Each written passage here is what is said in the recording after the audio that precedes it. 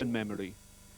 In it she tells how the dreadful events of the concentration camps, the gas chambers and the forced expulsions of Jews are being denied by a number of historians, Mr. Irving prominently among them.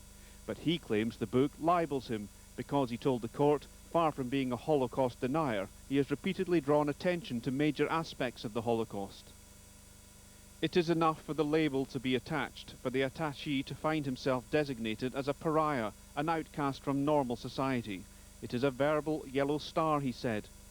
But he repeated another of his controversial views. We now know that the gas chamber shown to the tourists at Auschwitz is a fake built by the Poles after the war, just like the one established by the Americans at Dachau. In his opening statement, Mr. Irving told Mr. Justice Gray that if one were to seek a title for the libel action, he would suggest "Pictures at an Execution." My execution, he added.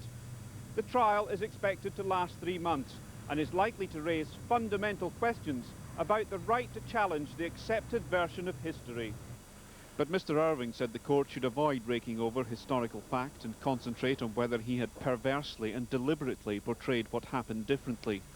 Deborah Lipstadt, Professor of Jewish and Holocaust Studies in Atlanta, and her publishers Penguin, deny libel, claiming justification. Their counsel told the court Mr. Irving was a falsifier of history and a liar.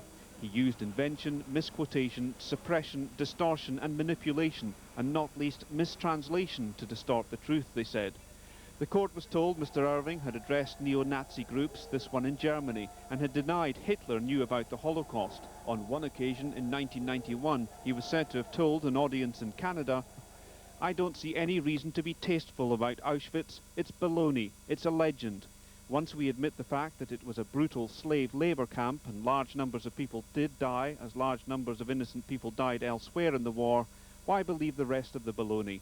I say quite tastelessly, in fact, that more women died on the back seat of Edward Kennedy's car at Chappaquiddick than ever died in a gas chamber in Auschwitz." This counsel said conveyed Mr. Irving's true views and attitudes, but he denies being a Holocaust denier.